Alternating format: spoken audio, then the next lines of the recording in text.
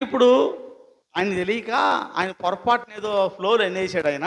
ఈ పాస్టర్లు మేధావులు కాబట్టి, క్రీస్తు కంటే ఎక్కువ జ్ఞానవంతులు కాబట్టి ఈ సత్యాన్ని గ్రహించారన్నమాట పాస్టర్లు. అర్థమవుతుందా మీకు? యేసుప్రభు ఏమో నేను కొట్టేయడం రాలేదు బాబు అన్నాడు. పాస్టర్లేమో ఆయన ఏదో తెలిసేదిగా ఏదో మిడిమిడి జ్ఞానంతో చెప్పాడు.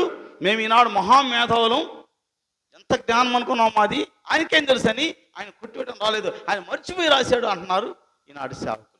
ఎంత అవివేకం అండి, ఎంత అవివేకం! ఆలోచన చేయండి.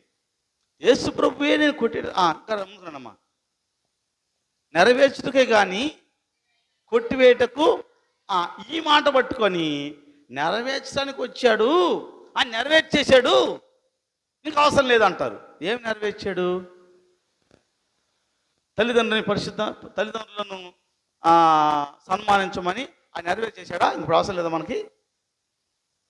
ఇప్పుడు నెరవేర్చడానికి వచ్చి అనుకున్నాం, ధర్మశాస్త్రం నెరవేర్చడానికి వచ్చాడు, ఆయన నెరవేర్చేసాడు. ఈ మాట పట్టుకొని నెరవేర్చడు కానీ ఆయన నెరవేర్చేశాడు, మనం నెరవేర్చలేము, ఆయన నెరవేర్చాడు అంటారు. సరే, నెరవేర్చాడు, ఆయన నెరవేర్చి కొట్టేశాడు కాబట్టి ఇప్పటి నుంచి తల్లిని తండ్రిని సన్మానించాల్సిన అవసరం లేదు. అంతేనా? అంతేనా? మరి నెరవేర్చేశాడు కదా, ఇప్పుడు నుంచి దొంగతనం చేయొచ్చు, ఇప్పుడు నుంచి వ్యభిచారం